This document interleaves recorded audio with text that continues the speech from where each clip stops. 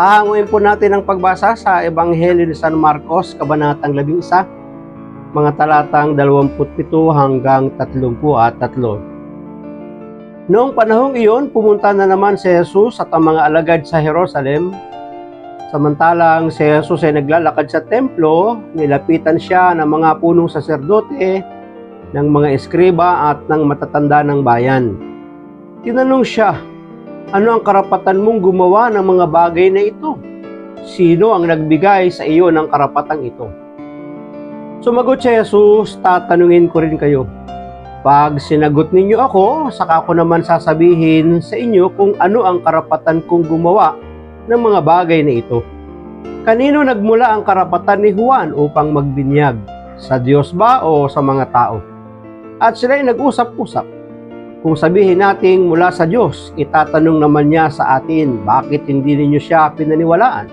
Ngunit kung sabihin nating mula sa tao, natatakot naman sila at baka kung ano ang gawin sa kanila ng mga tao, sapagkat kinikilala ng lahat na si Juan ay isang propeta. Kaya't sumagot sila kay Jesus, "Hindi namin alam."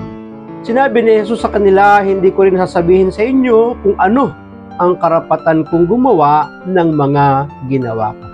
Pagpalain po ng Diyos ang pagkabasa ng kanya pong mabuting balita. Sino ang nagbigay sa iyo ng karapatang ito?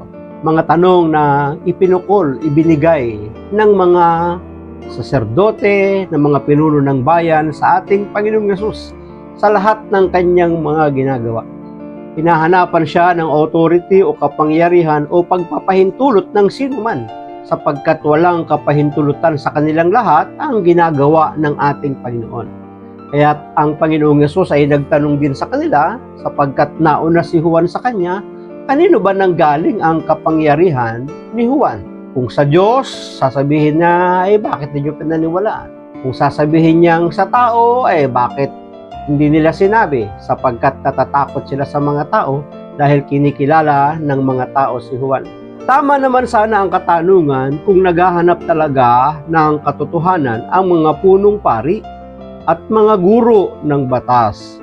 Pero hindi katotohanan ang hinahanap nila, kundi ang pagkakataong masilo si Kristo. Hindi sila interesado sa kasagutan sa kanilang tanong. Nakaabang sila tuwina kung kakagat siya sa bitag. Ganyan naman ang mga kaaway ng ating Panginoon, di ba? Ang mga punong pari, saserdote, mga tagapagturo ng batas, sila'y may mga pagtatanong para siluin ang ating Panginoon, para meron silang maisakdal laban sa kanila. Parang sa atin ding kapanahunan, maraming mga pagtatanong tayong nararanasan, hindi para sila'y makaalam o makabatid, kundi makahanap sila ng butas na gagamiting laban sa atin. May mga pagtatanong din naman na susukatin lang yung ating kakayahan, kalaman, hindi para talaga malaman kung ano ang katotohanan. Ang naging tugon ni Jesus sa mga punong saserdote, mga eskriba at mga matatanda ng bayan ay isang paanyaya upang suriin din ang kanilang mga sarili. Kanino nagmula ang karapatan ni Juan upang magbinyag? Sa Diyos ba o sa mga tao?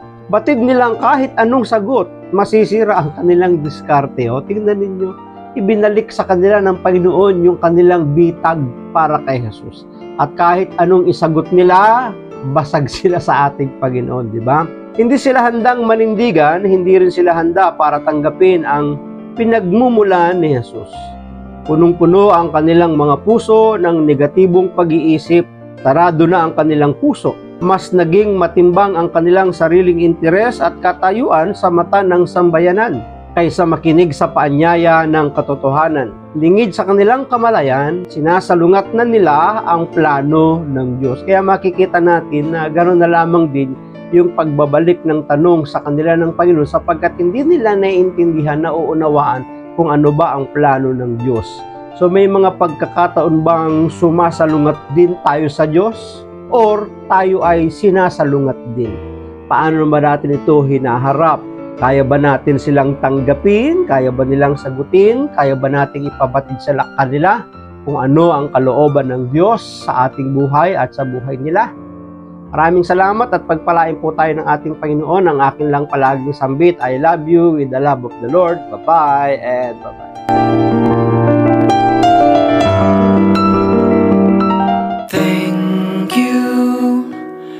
Thank you for your